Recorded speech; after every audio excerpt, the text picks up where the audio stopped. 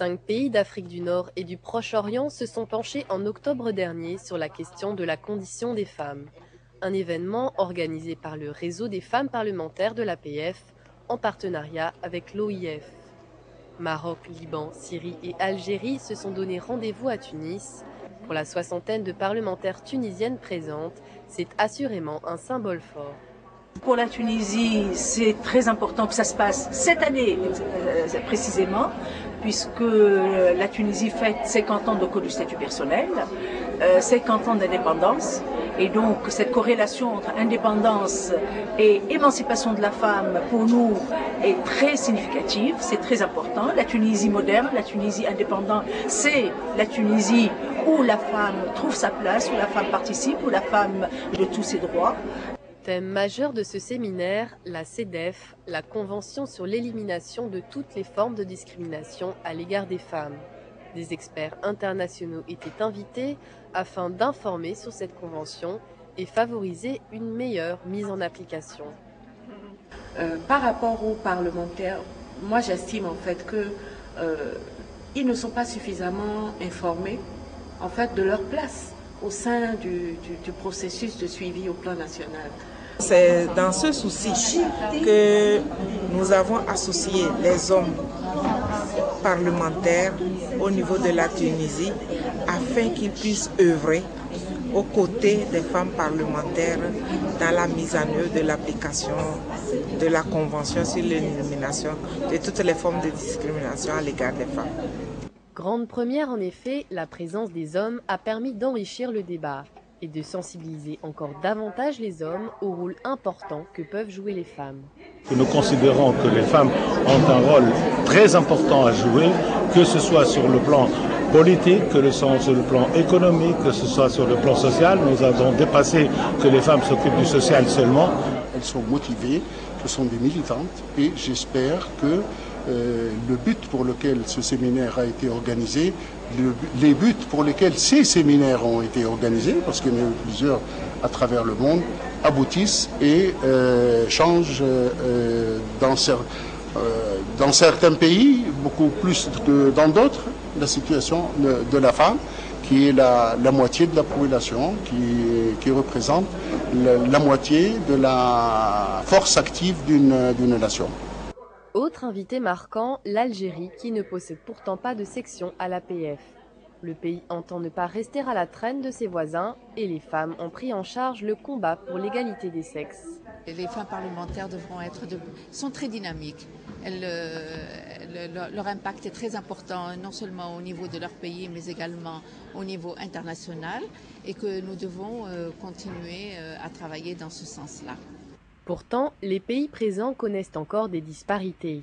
Certains pays sont moins avancés, d'autres doivent également faire face à des reculs. Parmi les pays qui sont ici et qui ont été examinés récemment par le CEDAW, je pense par exemple au Maroc et à l'Algérie, on a relevé qu'il y avait beaucoup de réserves sur la Convention, en particulier en matière de droit civil. On note aussi qu'à la suite de l'examen de ces deux pays, la Moudawana a été réformé dans le bon sens et que le Code de la famille algérien aussi a été réformé. Donc le comité joue un rôle important.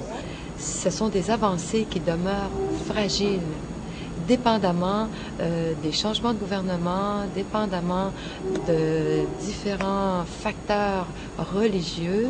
Alors j'ai très bien senti une certaine inquiétude de la part des femmes et elles doivent redoubler de vigilance pour s'assurer que ces acquis vont continuer de progresser et on le fait bien sûr pour nos filles et nos petites filles. Les plus jeunes étaient justement présents au séminaire grâce à un nouveau partenariat avec l'AUF et la venue d'une jeune du Parlement francophone des jeunes. C'est bon pour nous aussi de se rendre compte qu'il y a d'autres situations beaucoup plus précaires que les nôtres et que ce que nous avons comme acquis n'est pas du tout évident pour les autres. On n'avance pas tout seul, comme a dit madame. Ah oui, à un certain moment on va bloquer parce qu'on sera tout seul en chef de file et il n'y aura personne avec nous, on ne pourra plus s'appuyer sur les autres. Les États sont juridiquement tenus de mettre en application les dispositions de la Convention. Sur certains points, ils ont cependant la possibilité de poser des réserves, souvent expliquées par des identités culturelles. En Syrie, par exemple, une commission ad hoc a proposé de retirer les réserves sur la Convention, considérant qu'elle promeut des droits déjà édictés par la Constitution du pays.